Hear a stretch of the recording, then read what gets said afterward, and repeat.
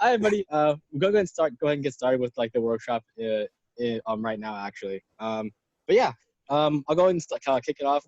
Thank you guys for coming in for quarantine activities. We're gonna be going into different, basically different activities that you can do while at home, and essentially we'll be covering three different things or three different categories of activities. We're gonna be going over like educational material. Different creative, basically creative activities you guys can do, as well as personal activities you guys can do while you're at home, and basically in your surrounding area. Of course, it's healthy, but most primarily at home. Before we get into it, we'll go ahead and introduce ourselves. Mm-hmm. So, hello, I'm Makena, Service Project Chair for CSULB. I'm a third year right now. I have a double major in applied mathematics and German, and my current biggest hobby is playing guitar. Sweet. Hey everybody. For those that know me, my name is Renz. I'm currently a fourth year at CSULB. I'm an electrical engineering major. And currently my favorite hobby right now is basketball. Get outside and be active still. Yeah. Hi guys, my name is Erick. I don't have my video on because I literally just woke up. I'm in the Philippines right now, so I'm studying nursing. So I'm getting my double bachelor's, and I graduated 2018 with my bachelor's in kinesiology and getting my bachelor's in nursing now. And they told me to tell them a hobby that I like doing, and right now I really like teamfight tactics. So if you guys like teamfight tactics, add me. It's Erick Jason. Yeah. Oh, wow. Thank you. Ooh, all right. So we'll be starting off with the educational section. And I'd like to bring it with a nice little quote where, God dang it, can I stop doing that? The chat is screwing me over. Okay. I can't see it because of chat. Chat, go away. There we go. So the quote is, most people overestimate what they can do in a day and underestimate what they can do in a month. So the way I like to think about that is everyone always thinks of something ambitious or a goal they set in mind. And they start out with it super passionate, but then eventually it all just breaks away and the motivation goes away. But don't underestimate the power that a few minutes a day can have. So right now we're just learning a lot in our classes. We probably have no motivation, but that doesn't mean you have to tie learning something else and give it the same connection that learning at school has. Think of learning about something that interests you. That can definitely help you with motivation and with just keeping yourself on track to do something you want. So, and then the hardest part is also always starting something. So, well, starting something and then continuing also. So things you can do to help you get started and keep going is keep goals and track your progress. This can be done through a journal or videos. And then also, if you want to keep yourself on track too, you can give yourself rewards or incentives for perhaps hitting certain milestones, or even just weekly, if you were able to do everything, then that's another reason to reward or incentivize yourself. So, oops. So I'll also be talking about the education section for foreign languages. So why learn a foreign language? Well, there are many different benefits. Three main ones I came up with here are increased work prospects, cultural immersion, and the expansion of your mind. Now, I think there are no dumb reasons to learn a new language, as the first three aforementioned reasons are pretty good things to do. It can seem kind of daunting to try learning a new language. At the end of the presentation, we have a language learning resource slide, which will go into more like other apps and resources where you can learn languages. But the one example here, Duolingo, was another great example. It also bases itself heavily off the whole idea that it doesn't take a huge amount of time every day to progress through something. It's just a consistency itself. And also, if you find yourself struggling on your own too, don't be afraid to reach out to your peers either. I know, especially in this club, there are a lot of multilingual people here. And say you wanted to learn a language they know, I'm sure they'd be more than happy to oblige you. And I'd like to then bring it over to Renz. Sweet. Okay, so this side, we want to talk also a little bit about what you can also do at home in regards to technology. And if you're a STEM major or you're simply interested in just programming in general, it's a good way to learn problem-solving skills that could support you, depending on what major you're in. And you can generally put together like fun like mini projects. Often one of the those key things that you learn from when you're working with like technology, specifically with programming, is that you could learn effectively how to better problem solve. And you could basically learn how to solve different problems by writing in different kinds of languages. And it really kind of stretches your mind to and really challenges you kind of like think about things in a more like I guess disciplined or more like a step-by-step approach. And I think I also have 3 of these different like language examples in the slides right here. And so the first of which is that like that's probably like the most popular for anybody that's like a programming hobbyist or technology hobbyist is Python. It's a pretty accessible like language. Often people use it because it basically just reads almost identically to English. And like with programming, often like the way words are kind of like stitched together, it's more it reads like as if you could I would say that yeah, it basically just reads as like somewhat complete, not really complete sentences, but just like it reads like in a kind of cookie cutter format. And so Python makes it just a little bit easier to basically get a handle on that. We also have like C, which is for more just smaller projects, just to really just for certain technologies that can't really handle like high level languages like Python. And then MATLAB is just like an engineering language that like basically allows like certain students to basically like basically like code their assignments and handle like really math intensive just basically really math intensive projects or assignments. So those might be really useful too. We also have like one really cool project I often see out with hobbyists is also like LED cubes. These are literally just like 3-dimensional cubes that just have a bunch of LED lights, and depending on what kinds of like chips that you have, like you can hook up like if anybody's heard of like Arduino, it's basically this little basic circuit board or little circuit chip, and it's programmable. You can basically just program your cubes to like basically like light up in certain every kinds of colors, depending on what kind of LEDs you have. And you could also like do like kind of really cool like shapes. The picture I have actually right here is actually an LED cube. And so yeah, this one's basically blue. And depending on where your interests lie, you can definitely make it do some cool things. And again, like also there's also simple programs and games you can do as well if you decide to continue on during this route. One of the like really cool games or first games I learned to code was tic-tac-toe. And one of my friends also made Snake. So yeah, I'm gonna go ahead and move on to the future slide as well. Talk to continue more about activities.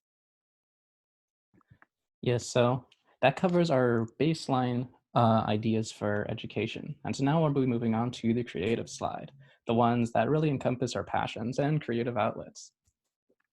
So I'm personally going to be focusing on the creative outlet of music because it's the one I am most experienced with. So first off, are there requirements to be able to start an instrument or do anything at all? Well, no. Do you need any background in music theory, inherent talent, or family members or friends that have done music? Yeah, no, you don't. Flips table. All you need is the dedication and time and will to continue improving.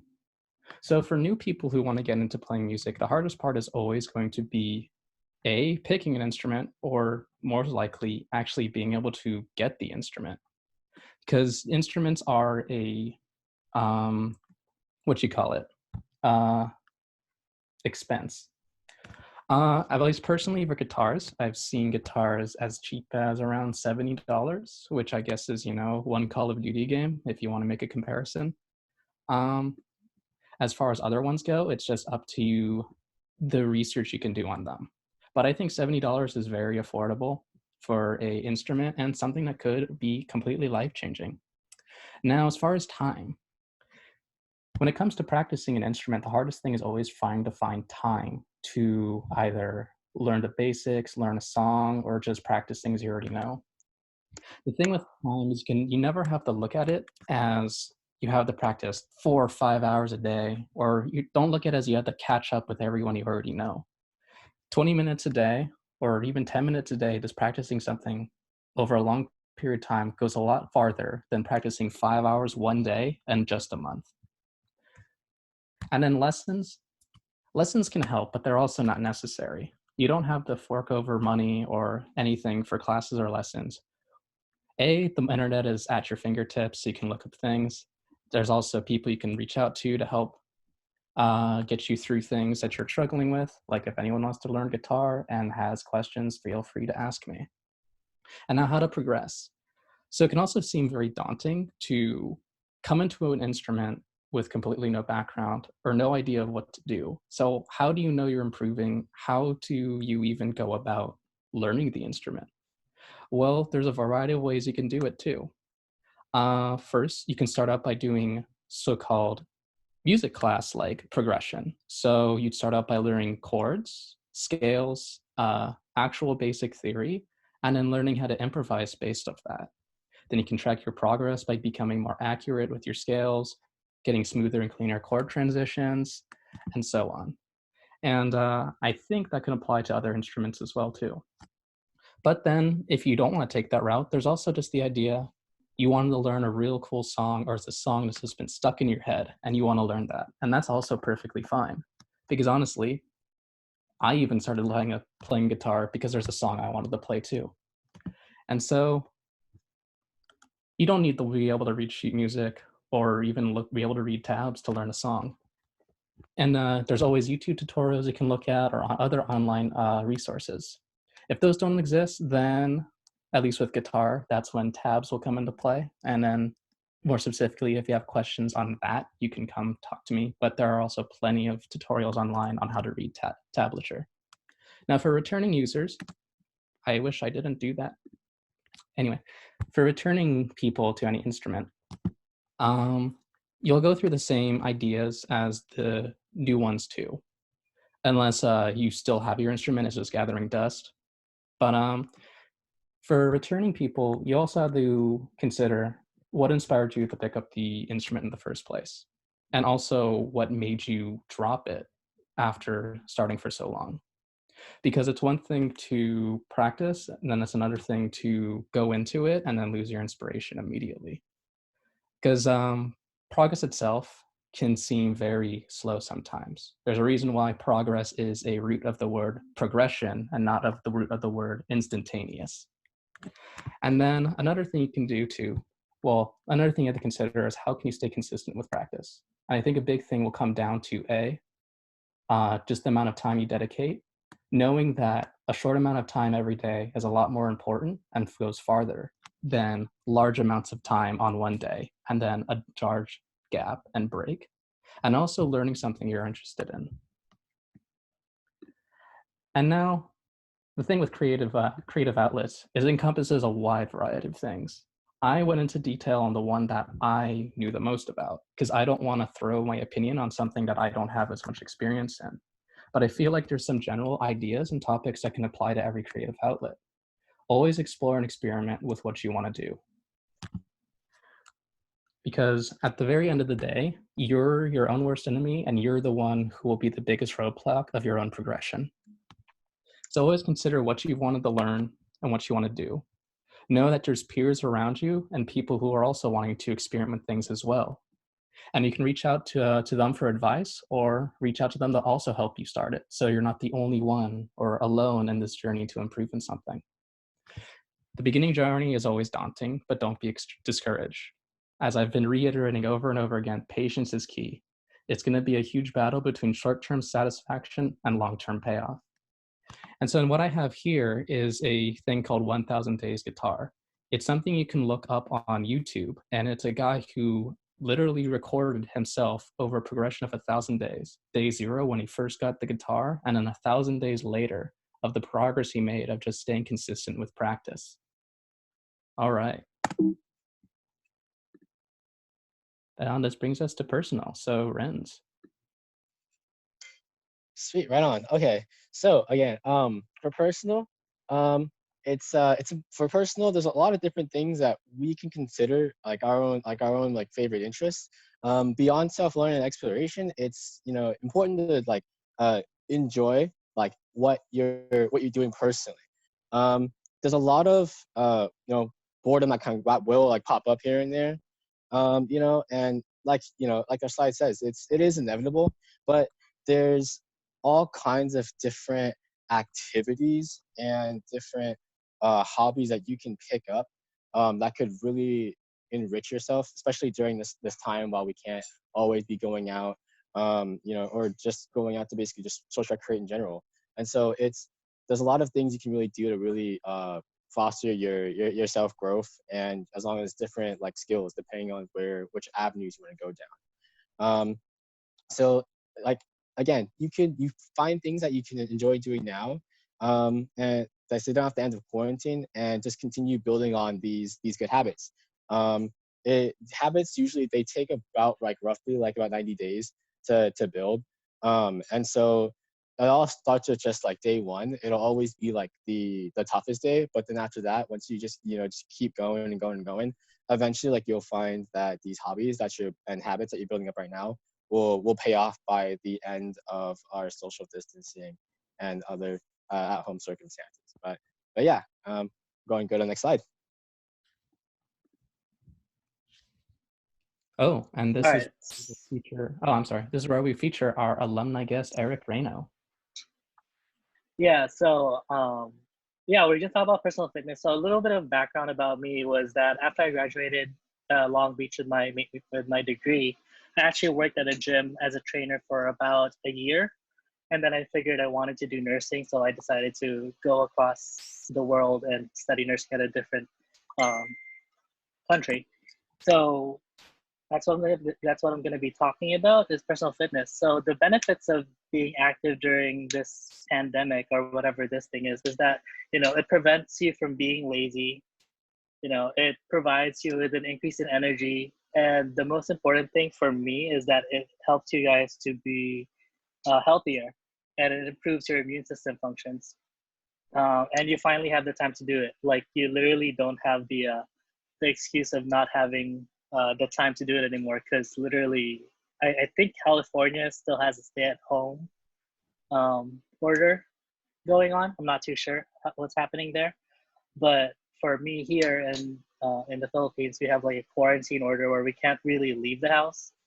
So like I gotta be in the house anyway, so might as well do something. And just regular recommendations by the exercise community was that being 45 minutes per day will just provide these benefits. Workout every night, yeah, every night is a pretty good idea. I'll have some actually tips on how to time it, but how you can prioritize like getting active. I know like for me, like for what I'm gonna tell y'all is I'm gonna be for real. Like there was like a couple of weeks that after we got like quarantine and stuff, I was like, I'm not gonna work out. And then after 2 weeks of not working out, and then I worked out for like a day, like 2 weeks and one day, like that day I was like I'm gonna start working out again. I was like, I am never gonna stop working out, because that was like the worst feeling ever. I couldn't even breathe after like not working out for a week. But yeah, so look at yourself in the mirror. That's what I do. Yeah, you should look at yourself in the mirror if you see yourself getting yeah, never mind.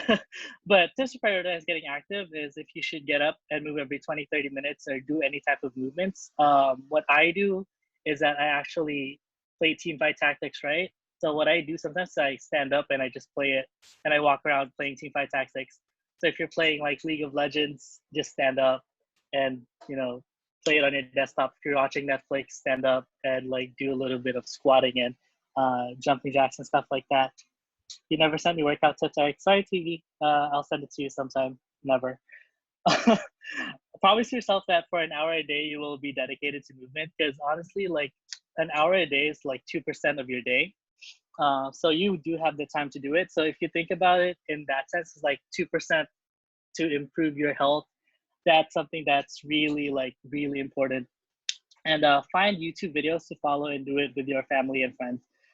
This is what I did with my mom. I found dance YouTube videos that are tutorials, and I found that it's called Groove. I'll link it in the chat later on. But yeah, I'll link it in the chat later on and see if I can find it again. But I did a dance class with her, and it was pretty cool. You guys can go to the next slide. Whoever's controlling the slide.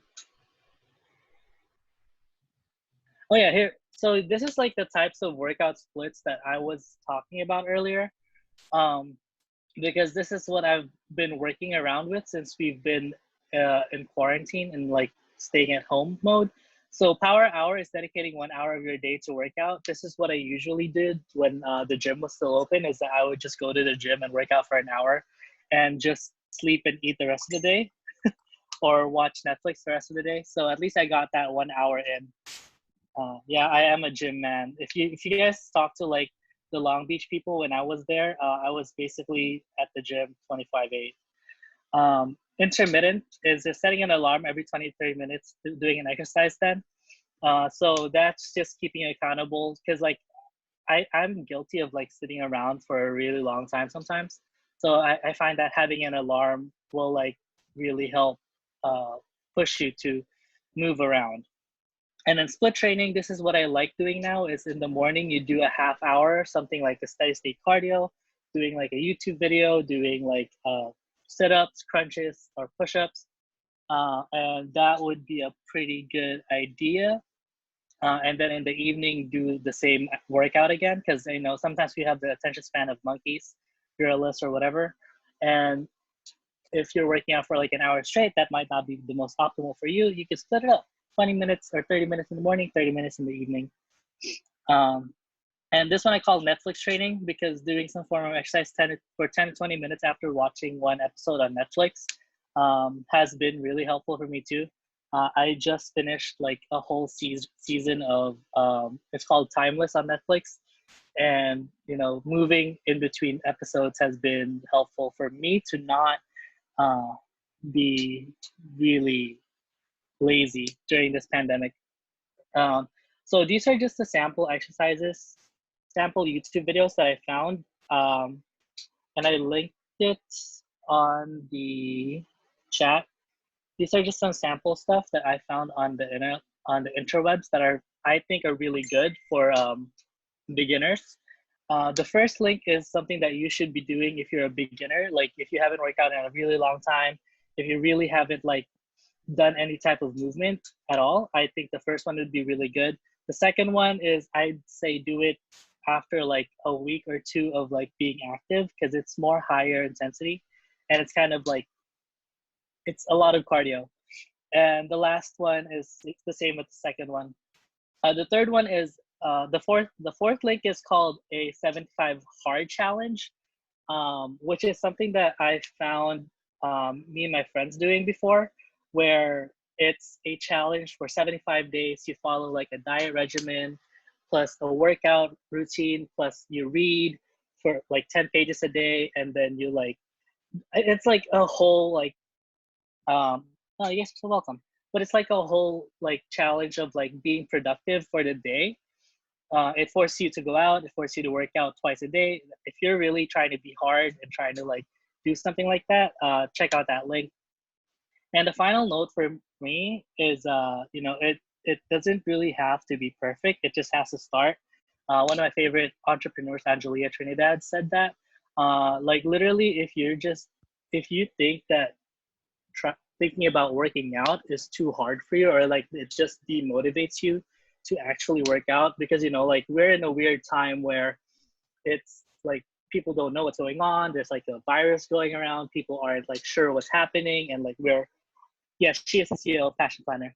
But yeah, it's like everything that we are in like a weird time. So if like thinking about working out for an hour is like so hard for you, try like doing like 5 squats for that day. Like that can be your one goal for that day. And then the next day do like 10 squats. or whatever exercise you like. For me, I like jumping jacks, just because my mom forced me to do it when I was younger.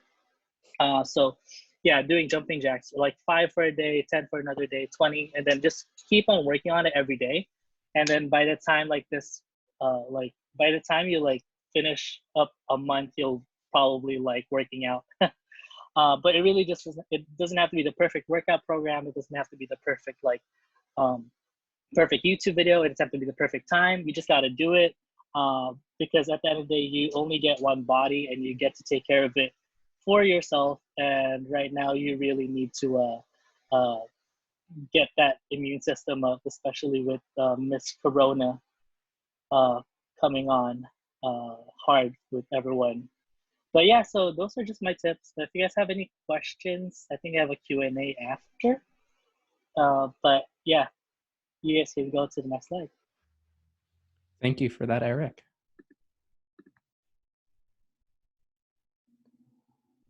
Sweet, right on. Okay, and then we'll go ahead and talk about personal fun activities. Again, these are it's important to just try to remain connected.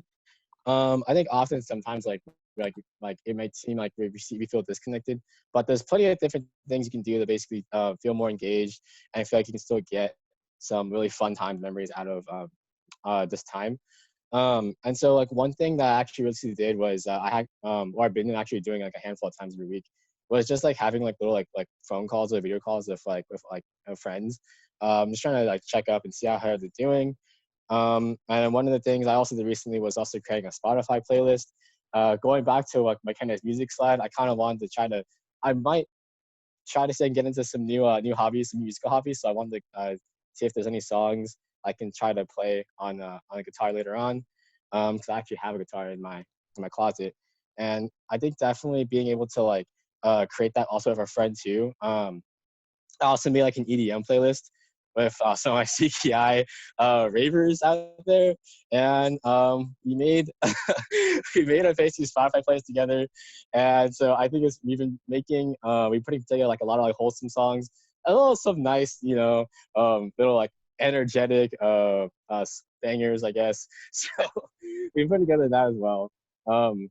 And also another thing that we've got people can you guys can do is drawing.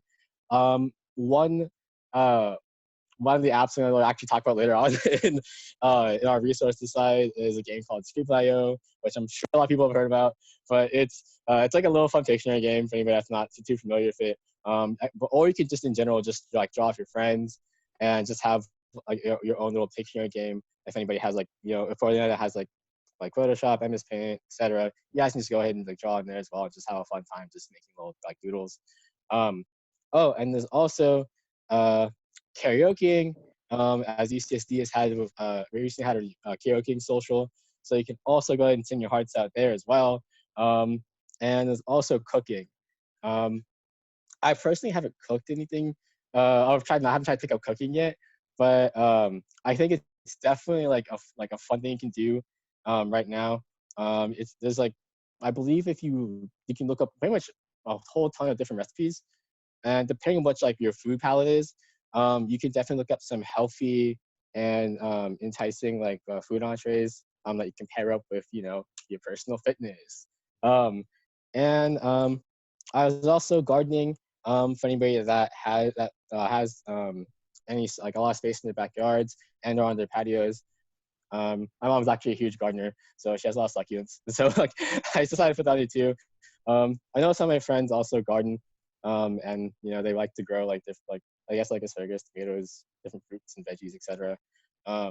And there's also window shopping for those who want to just go and try to see if they can restyle the wardrobe and or get rid of any old clothes. I definitely have a lot of like volunteer shirts from all the years I've been in CKI, and I'm sorting those out and making room for hopefully like just like any new clothes for the summer.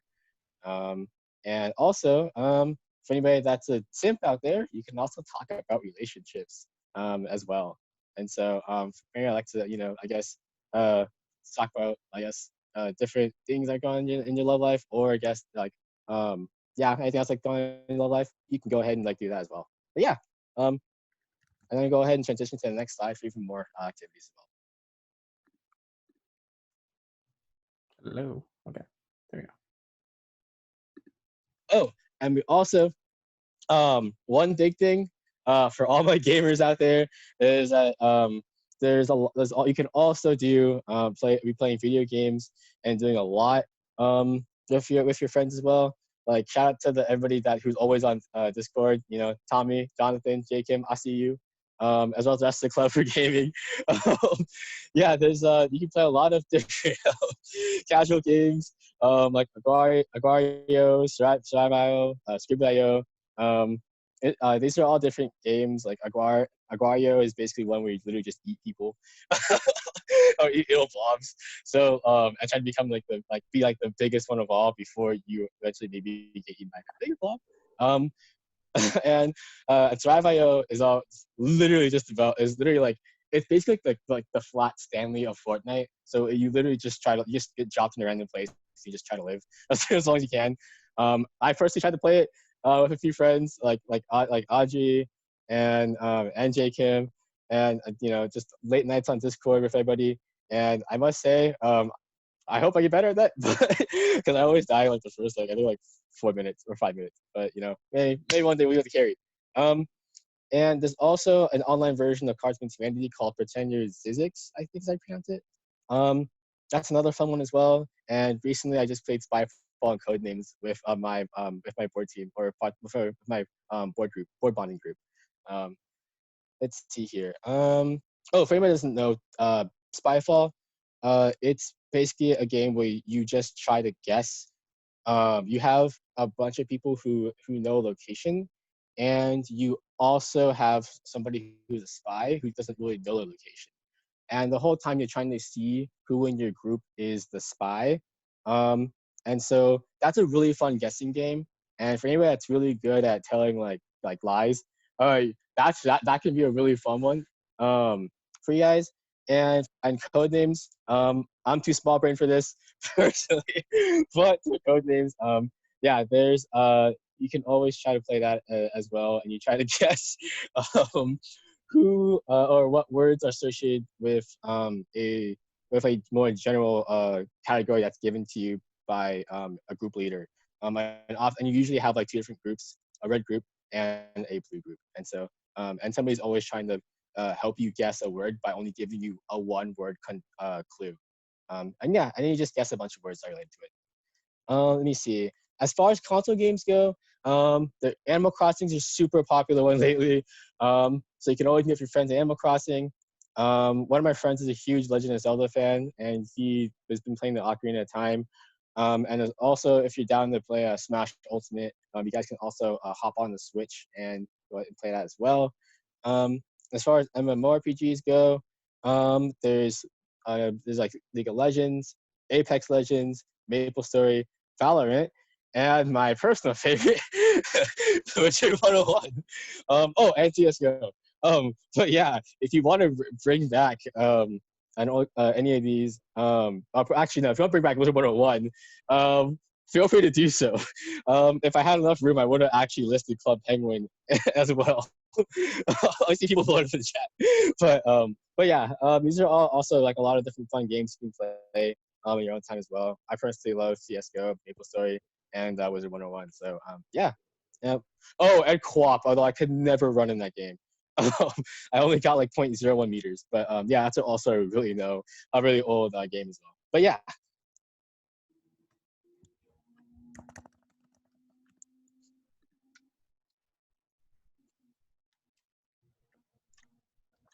All right. So then, as mentioned a long time ago, to start out with resources for educational activities. So for language learning apps, everyone knows Duolingo. It's okay. The owl won't hold you hostage if you somehow miss a lesson, but still, I don't recommend it.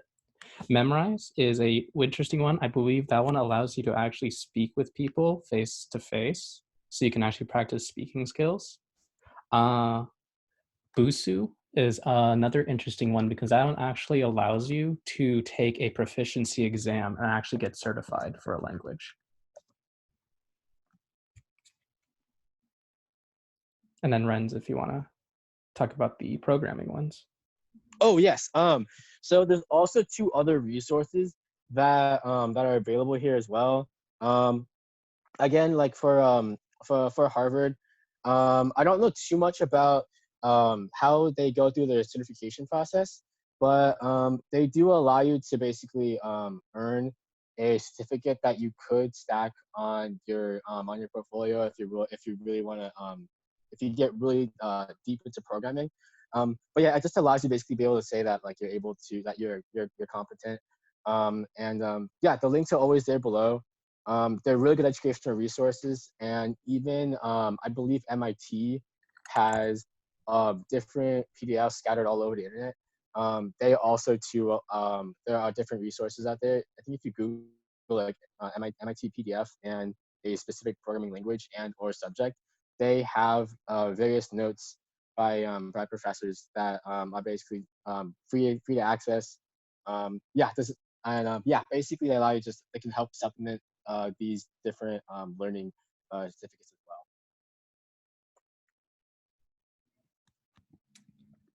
All right. Now for our creative side. So some more specifics in creative outlets. So for dance, Steezy is a huge one. This is definitely for people who are more into hip hop dance styles like breaking, popping, crump, or just like learning. If they're also very into the competitive modern dance scene, you can definitely learn from very renowned choreographers within this scene here. Gibney Dance is one that's more focused on the more larger encompassing style that dance is itself. For music, I've seen Musician all over, but I'll be honest, I actually don't know anything about it to recommend it, but I've heard it's okay.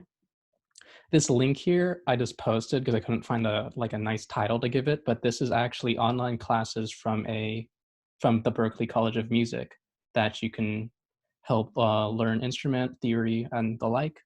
And then Lesson Face is out as a source for taking online classes face to face with an actual professional or instructor. For art, let's just talk about this thing I have asterisk, which is Masterclass. That is a resource that is kind of expensive, but is focused on people who actually have progressed a lot and want to learn from people very famous or successful in the industry. And then now, so then back to art. Both of these are just mostly focused on giving you ideas for what to create, giving you tools and classes on different ways to create art. For writing, Harvard Writing Center, this is double asterisk because this isn't actually like creative writing. This is actually for people who want to work on their essay writing for things like applications for jobs or schools, or just essays in general for classes. Then Inklo and the Write Practice are sources for you to help with creative writing. So for photography, Pop Photo and all the ones here are just different ways of finding tips on gear you'll need and ways to enhance your photography skills. And of course, in this last bullet point, Google anything that you want to know more about, and then your peers as well, because your peers are your most invaluable resource as you move along in life. Sweet. And then for as far as more resources go for personal, here's some there's different ways you can basically learn more about the world. We have Spotify podcasts on here.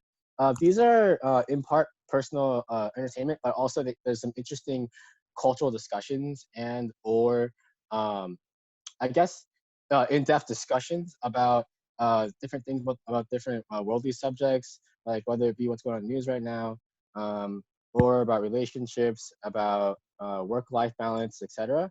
Some of these include like NPR, which is a news, basically a news source.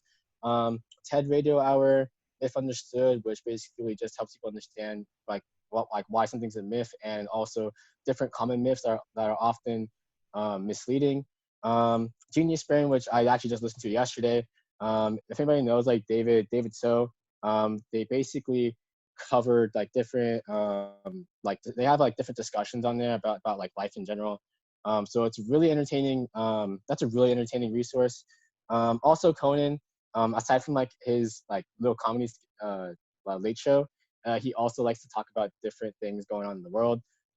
There's also Asian Boss Girl, which I think is just about, from one of my friends told me, it's basically about being an Asian woman in the current modern century, and basically trying to find where or how you can represent yourself, as well as help others around you represent themselves with in relation to your heritage, and also in your specific industry. So that was a really cool one too, and they also cover different cultural topics there. And there's also sustainability defined, which goes with our DSI, or no, sorry, our DFI. But yeah, we also have TED Talks for anybody I'd love to listen to in-depth discussions about different ideas. And there's also a few different resources here too. Oh yeah, Makena, would you like to talk about JV 504 and Kyrgyzstan? Oh yeah, so for YouTube channels, this is if you heard, what the hell was that phrase? So for YouTube channels, we just put a couple YouTube channels that we really like to just watch. One of them is Davey 504. Personally, he is a bassist who is really, really good, and his videos are very entertaining. I don't know what else to say. I don't even play bass or have interest in it, but yet I still watch every single one of his videos. And Kurzgesagt is a German focus, but all their videos are in English. But they do have a German channel if you're interested in that creates they make videos on very complex scientific or philosophical topics that are peer-reviewed, heavily researched, heavily, and put into very concise, easy to digest videos with nice, cute little bird animations as well. Sweet. Yeah, no, I also watch Kyrgyzstan too. These like definitely the team at Kyrgyzstan, they have really smooth animations. Yeah, they're definitely a great resource to learn about different really sophisticated ideas. And also as well, there is ASAP Science, which they put out basically bite-sized, like somewhere between 3 to 4, sometimes like 1 to 2 minute videos about just different questions that viewers ask about scientific topics. And they also, a lot of them answer really odd questions you might hear in pop culture. So like, yeah, they're also a great resource to check out as well. And also, it's okay to be smart. Like they cover different like different subjects and different ideas that often get thrown around in society. But often like people don't really know like too much backstory. So they're a great place to basically just get common knowledge about and a little bit of background about things you might encounter in your life. But yeah. Oh, and we also have games as well. Yeah, this relates to sorry to interrupt, Renz, but all those .io games we referenced earlier, like Scribble or Survive, this is actually the whole database of I think 100 different .io games, the Survive.io and Scribble.io included. So if you like those style of games, you got more of them here at your disposal. And so yeah, that ends the slides. And so now we have a open forum for anyone who has any questions to us.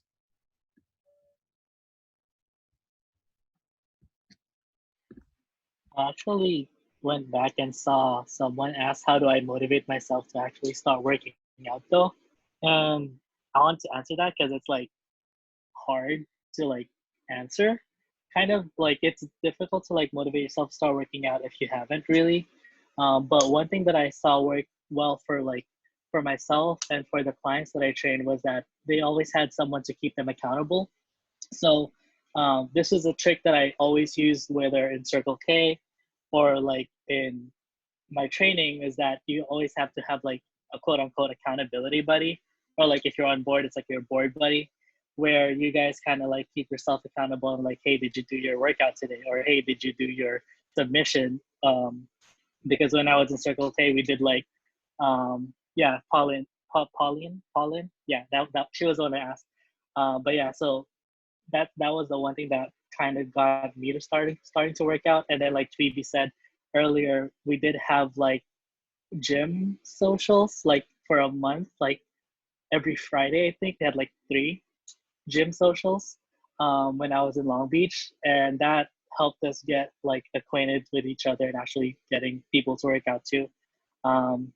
So yeah, just having people kind of like get you motivated. And if that doesn't help, if that doesn't work out for you, um, if you're more into the introspective aspect of things, like ask yourself like, why do you want to start working out, or like why do you want to get active, and just ask yourself why, I guess, and like just do some meditations and stuff like that. And some people find that useful. I find that useful. So yeah, so that was like, there's like a couple tips. If you guys have any other questions, go ahead.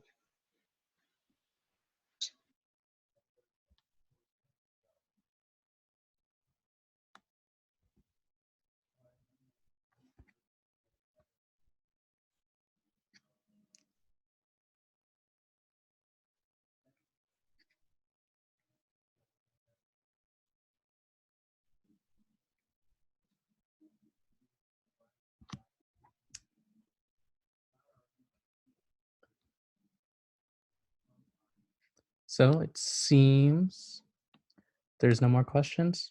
So I'd like to thank everyone for dropping by for this webinar and allowing us to exposition dump to you a bunch of different things you can do during this somewhat boring quarantine time. And I hope that there's something you learned and got out of this whole presentation. Hey, awesome. Just to give also the piggyback on that too. Huge shout out to Erick Reyno for being able to present with us. I really appreciate you being able to talk about like fitness. And definitely help keep us, or at least give us more knowledge and advice on how to stay healthy during this quarantine.